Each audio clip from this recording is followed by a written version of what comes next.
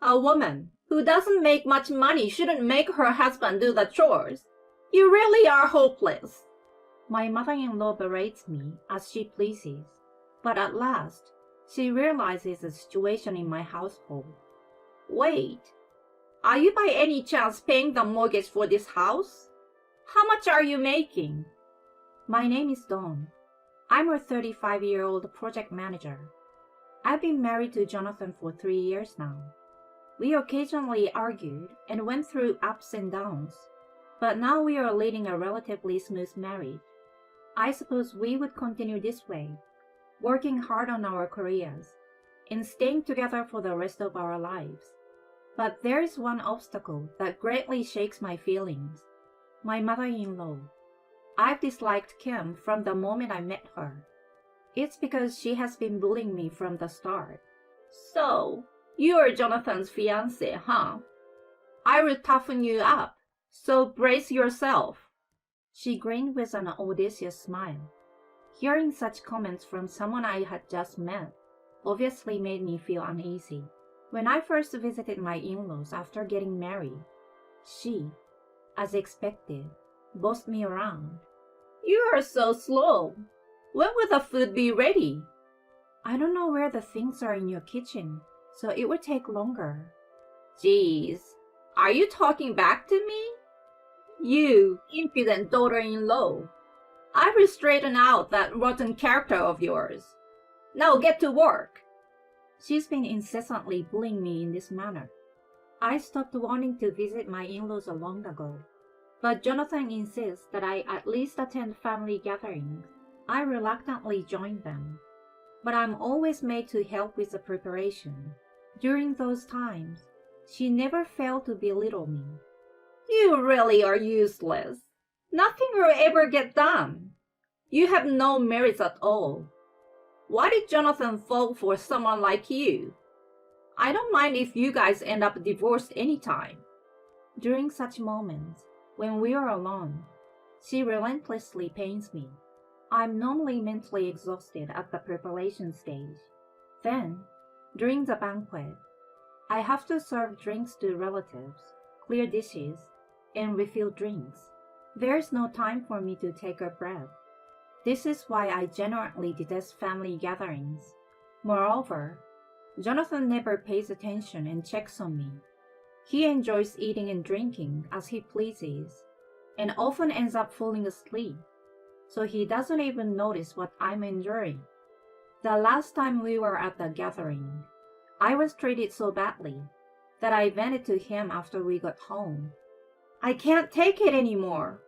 I will never go to your family gatherings. He looked stern and got angry. What are you saying? You're my wife. Attending these things is your obligation, you know. Are you serious? If you're really like that, divorce may be the only option. What, divorce? Don't you dare mention it so lightly. Of course I don't. You have no clue how much I'm suffering from your mother's bullying. You never pay any attention. I do know what goes on. Look who's talking. If so, you must have seen her picking on me. You don't pay attention to your surroundings. Instead, you just focus on food and then sleep. He fell silent, as if I had struck a chord. We often clash over family matters like this. After that, he finally gave in and never asked me to join the gatherings anymore. I've been able to avoid seeing Kim since the beginning of the year, which has brought me immense relief. However, it was just the calm before the storm. Not having to go to my in-laws' house anymore made me feel so much lighter, and I was able to focus on my work even more than before. I started working more overtime without any worries, and my performance improved steadily. As a result, I received a promotion. I also took on a side job during my free time and increased my income to a level I never imagined. It made me feel emotionally at ease. With substantial savings, I felt capable of handling any potential troubles, and above all, I could finally start working toward my dream of owning a home. Then, Amidst all this, I received a call from a property agent. I had been visiting them and discussing various options for a while, so they informed me about new properties whenever they became available. The one recommended turned out to be excellent. It almost perfectly matched the criteria I had in mind, and the location was ideal. I thought I might as well purchase the ready-made house without needing to involve a construction company. After discussing it with Jonathan, we made the decision to put our offer. Soon after, we moved into our new home. The rooms were spacious, and since it was brand new, everything was pristine. Both the exterior and interior were stylish, and just looking at it filled me with excitement. When I started unpacking, I realized that the furniture and appliances went exactly as I had imagined, confirming that my choice was spot on. Once we began our life in the new house, it was incredibly comfortable and truly fantastic. Jonathan was satisfied too, and both of us were so cheerful that our lively conversations never ceased. Our marriage seems to improve significantly, and I felt wonderful every day. I truly believe that choosing that house was the right decision. Aside from that, buying a new home meant that we had to invite each other's family over at least once. While Jonathan and I were finally building a good relationship, I couldn't refuse Kim's visit, so my parents-in-law came over promptly. Wow, this is such a fantastic home. You've worked hard, Jonathan. Living in such a splendid house is amazing. Kim was extremely excited. However, it felt like Jonathan was giving off the impression that he had bought the house, which bothered me a little. Then my father-in-law David stepped in. Don works as well, so it's not just his effort. They are both working, so they contributed equally to this house. I was delighted that he acknowledged my effort. Kim was rolling her eyes after being corrected by him. Surprisingly, Jonathan also seemed discontented, which disturbed my feelings. I was the one who bought the house in my name. In reality, I had a higher income than him. It seemed he had never told his parents about it. He was surprisingly proud, so that was a possibility. It didn't really matter to me if Kim misunderstood the situation, as I assumed I wouldn't be dealing with her so often. I shifted my focus and entertained my in-laws. They seemed very satisfied when they left. That was supposed to be the end of it. From then on, I was planning to refuse if Kim wanted to come over. And sure enough, she tried soon after. Moreover, she was planning to come along, since Jonathan was ready to accept it without question. I had to step in.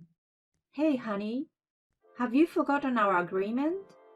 I've said that I will only have minimal contact with your mother. I was lenient when she visited for the first time, but from now on, she needs to get my permission. Besides, I will never allow her to come alone. If I do, she will want to visit every day. I'm sure she would like to spend some time in the new home with us. If I allow her to come alone, it's going to be a hassle for me. If David's not with her, she will create trouble. Why would she cause trouble? What do you think of my mother? Anyway, don't invite her when I'm around. I didn't budge an inch. Knowing him, I figured he would try to break the previous agreement and invite her over. He reluctantly accepted my demand and promised not to do it. I thought it might have strained our relationship, but surprisingly, he continued to treat me normally afterward. Then one day, we received news that David had fallen seriously ill and was hospitalized. We rushed there and saw David lying on the bed, hooked on a machine. Kim explained the situation in distress. He suddenly collapsed at home. I called an ambulance, and luckily they managed to treat him just in time. If it had been a bit later, who knows what would have happened to him? We were both shaken after hearing that. It had been a close call. We were relieved that he had survived. A little while later, he finally woke up. Surprisingly, he seems to be better than I expected and showed a healthy complexion.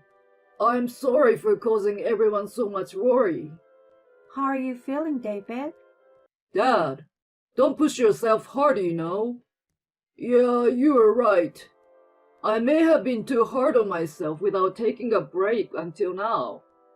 It looks like I will be here for a while, so I will take this opportunity to take it easy. He was an incredibly diligent person who often strained himself. Even as he got older, he continued like that, so his body must have finally reached its limit.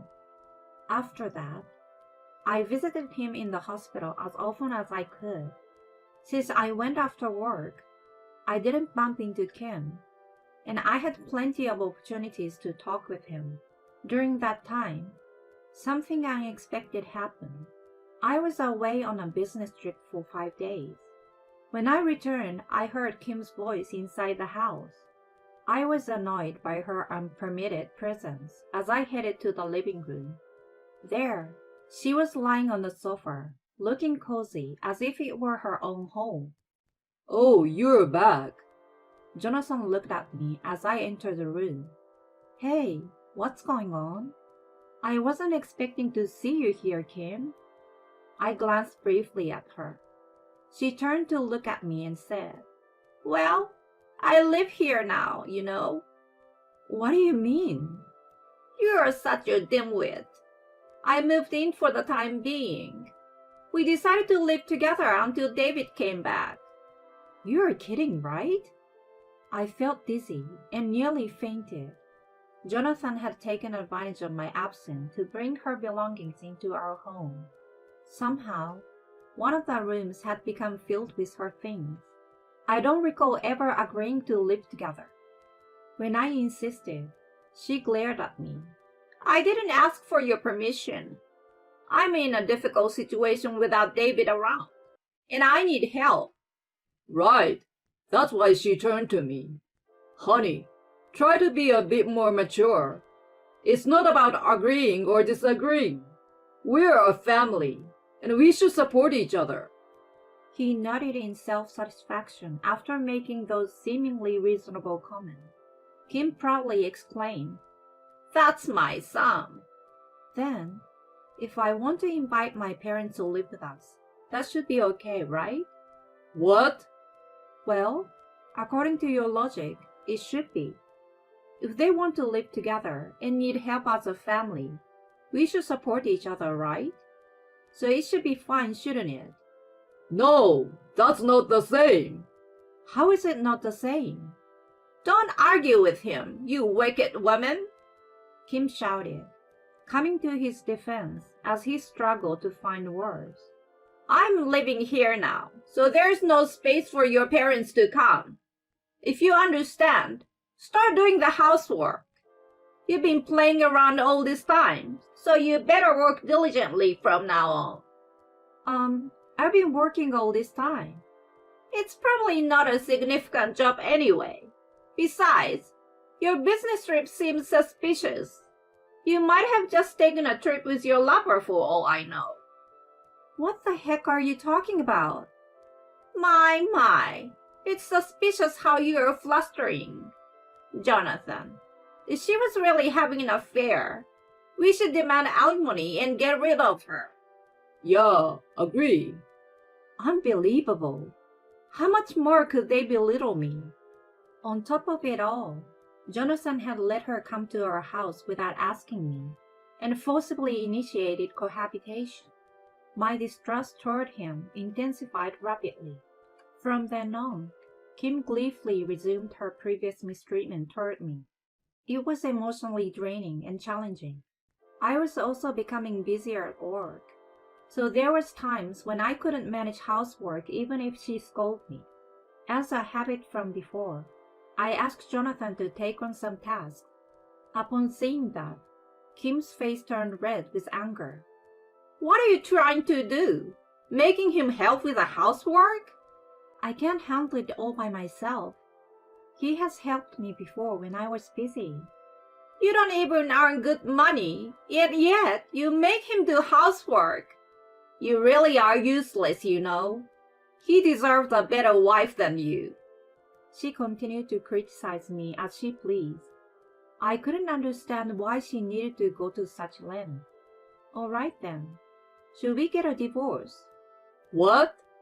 Jonathan panicked at my statement. Hold on, honey. Don't bring it up so casually. This might be a good opportunity, Jonathan.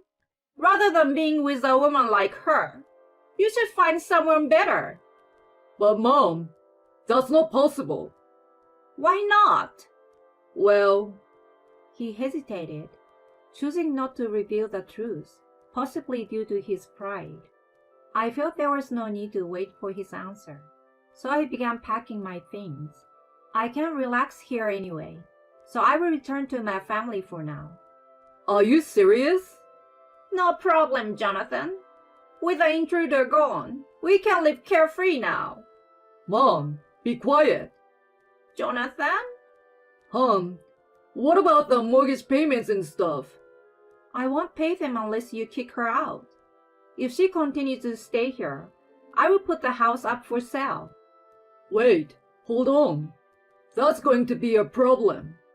Hey, Dawn, what nonsense are you blabbering about? This house belongs to Jonathan, right?